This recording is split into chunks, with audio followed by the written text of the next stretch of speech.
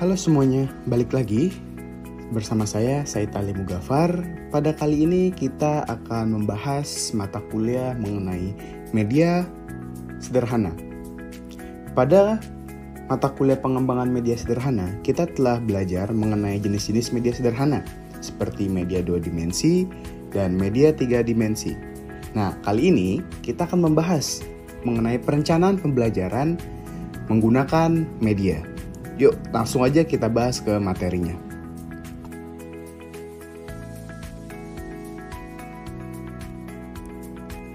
Dalam pengembangan media sederhana, terdapat hal penting dalam penggunaan media. Pengembangan dan penggunaan media perlu dilakukan secara sistematis berdasarkan langkah-langkah yang saling terkait untuk menghasilkan pembelajaran bermakna. Sebelum seorang guru menggunakan media dalam pembelajaran, maka hal yang harus diperhatikan diantaranya sebagai berikut. Yang pertama, menentukan standar kompetensi dasar, dan indikator. Lalu yang kedua, menentukan topik atau materi pembelajaran. Lalu yang ketiga, mengamati keberadaan media dan sumber yang tersedia. Lalu yang terakhir, memilih teknik dan strategi pembelajaran yang tepat.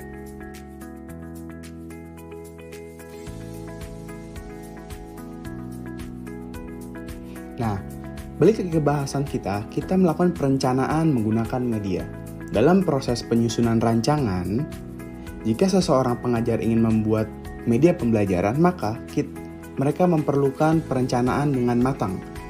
Pengajar harus mempertimbangkan prosedur penggunaan, seperti efektivitas media, kesesuaiannya dengan karakteristik siswa, perubahan perilaku yang diharapkan, dan tolak ukur keberhasilan pembelajaran. Setelah semua aspek ini dipertimbangkan, barulah kita dapat menyusun langkah-langkah perencanaan media secara sistematis.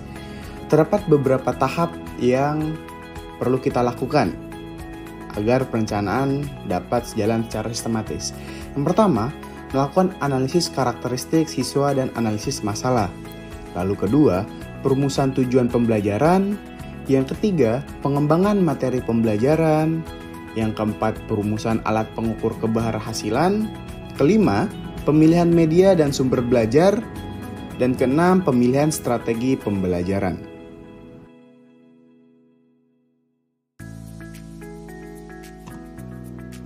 Nah, selanjutnya terdapat analisis karakteristik siswa dalam analisis masalah. Yang pertama, kita harus menganalisis karakteristik siswa dan masalah pembelajaran, yang mana merupakan tahap awal yang penting dalam perencanaan pembelajaran menggunakan media. Tujuannya adalah untuk mengetahui kesenjangan antara kemampuan, keterampilan, dan sikap siswa saat ini dengan yang akan diharapkan. Seperti yang pertama, kita akan menganalisis karakteristik siswa, seperti pada karakteristik fisikisnya, fisik, dan lainnya. Lalu yang kedua, menganalisis masalah pembelajaran, seperti kita mengidentifikasi hambatan yang mempengaruhi hasil belajar. Contoh, seperti nilai rata-rata siswa, atau masalah umum lainnya, seperti kurangnya media, waktu belajar terbatas, atau metode pembelajaran yang tidak efektif. Lalu, kita akan menyediakan sebuah solusi, seperti menyediakan media pembelajaran yang sesuai, memberikan konsultasi tambahan, serta menerapkan metode active learning agar siswa terlibat.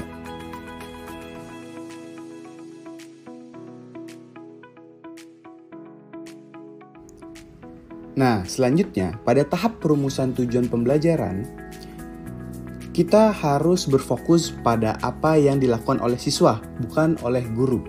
Lalu, tujuan tidak seharusnya menggambarkan aktivitas pengajar selama proses pembelajaran, karena yang dinilai adalah hasil belajar siswa tersebut.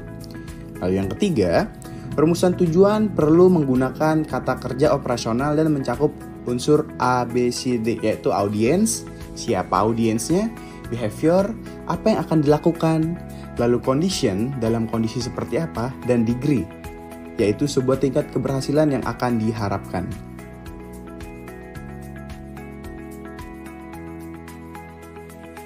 Nah, lalu setelah itu barulah kita melakukan pengembangan materi pembelajaran. Yang pertama, kita akan mengidentifikasi kemampuan dan keterampilan yang harus dimiliki peserta didik sesuai dengan pembelajaran. Yang kedua, menentukan pokok-pokok materi sesuai kemampuan dan keterampilan yang seharusnya dimiliki peserta didik. Yang ketiga, mengidentifikasi subkemampuan yang harus dimiliki sesuai dengan tujuan pembelajaran khusus. Dan yang keempat, menentukan pokok materi sesuai subkemampuan dan subketerampilan yang seharusnya dimiliki peserta didik. Dan yang terakhir, kita harus menentukan urutan penyajian materi yang tepat.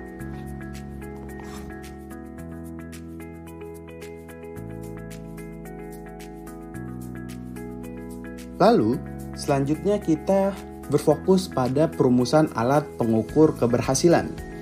Nah, alat untuk mengukur keberhasilan belajar perlu dirancang dengan matang sejak awal, bahkan sebelum media pembelajaran digunakan atau kegiatan belajar dimulai. Alat ini bisa berupa tes penguasaan materi atau daftar cek perilaku siswa.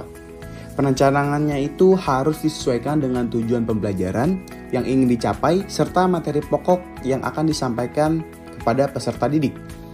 Yang diukur dalam evaluasi ini adalah kemampuan, keterampilan, atau sikap yang diharapkan muncul sebagai hasil dari proses belajar. Oleh karena itu, setiap pembelajaran atau keterampilan yang mendukung tercapainya tujuan pembelajaran khusus sebaiknya dijadikan bahan dalam penyusunan tes atau instrumen evaluasi seperti daftar cek kinerja siswa.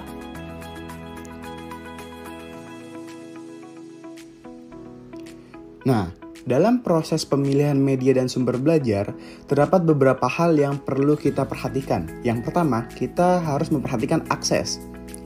Media harus mudah diakses oleh semua siswa, seperti ketersediaan alat, jaringan, serta kemampuan siswa dalam mengoperasikannya. Lalu yang kedua, biaya. Kita harus mempertimbangkan biaya mencakup efisiensi antara harga media dengan manfaat yang diperoleh. Lalu yang ketiga, pertimbangan pedagogis seperti media yang dipilih harus mendukung pendekatan dan metode pembelajaran digunakan. Misal, jika menggunakan pembelajaran berbasis proyek, maka media yang memungkinkan kolaborasi dan eksplorasi akan lebih sesuai.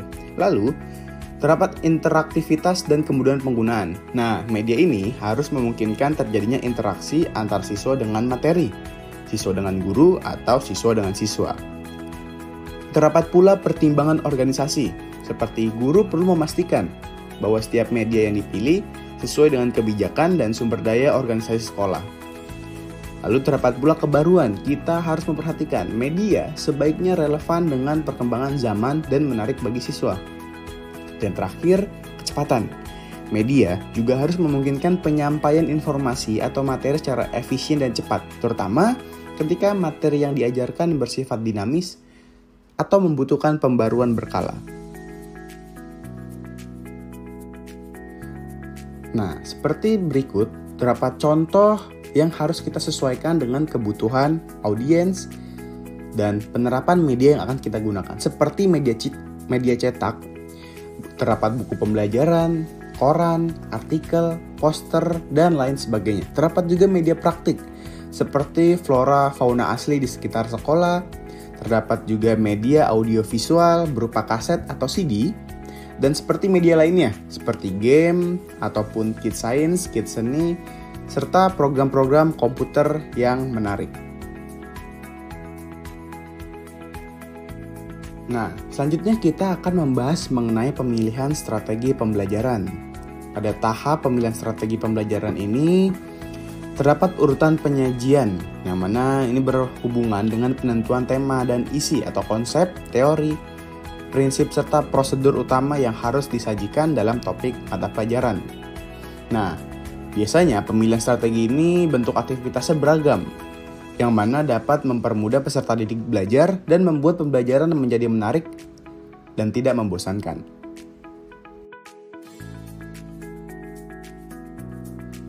Nah, berikut adalah contoh rancangan strateginya, seperti apabila materi tersebut informatif berupa data atau fakta, penyajiannya dapat berupa naratif atau deskriptif, seperti diskusi kelompok, aktivitas yang dapat dilakukan, tanya jawab, question, membaca tabel, dan lain banyak.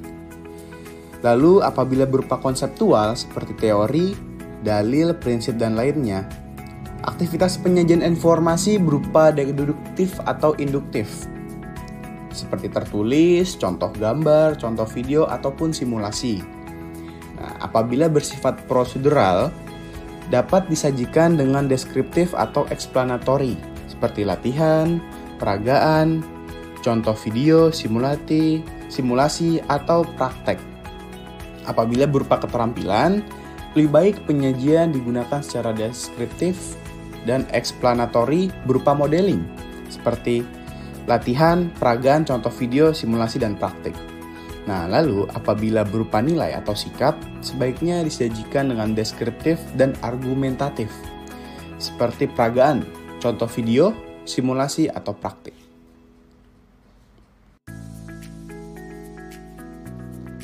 Lalu, terdapat pula koordinasi logistik. Seperti sebelum itu, kita akan menjelaskan dulu apa itu koordinasi logistik. Koordinasi logistik adalah langkah penting dalam merancang dan mengelola berbagai elemen pendukung pembelajaran. Proses ini mencakup pengumpulan serta penyusunan informasi yang berkaitan pada kegiatan pembelajaran, penggunaan media pembelajaran, fasilitas penunjang, dan aspek teknis lainnya. Fokus utamanya memastikan segala kebutuhan teknis dapat terorganisir dengan baik. Nah, di sini ada beberapa tahap yang perlu kita perhatikan, seperti ketersediaan kelas, jumlah kelas atau ruangan yang tersedia, penggunaan jadwal ruangan, serta penyesuaian fasilitas ruangan. Lalu terdapat juga kita perlu memperhatikan sistem komunikasi, seperti informasi tersebut penting, perubahan penjadwalan, atau difasilitasi di luar penggunaan kelas reguler. Lalu yang ketiga, sistem fungsi pendukung, seperti kita memperhatikan seluruh aspek yang berkaitan dengan penggunaan fasilitas pembelajaran. Lalu kesesuaian dengan jumlah material yang kita sajikan. Nah, ini tuh dia berupa informasi dan tindak lanjut menyangkut banyaknya para siswa, banyaknya tugas, dan banyaknya waktu pelajaran sampai unsur eksternal.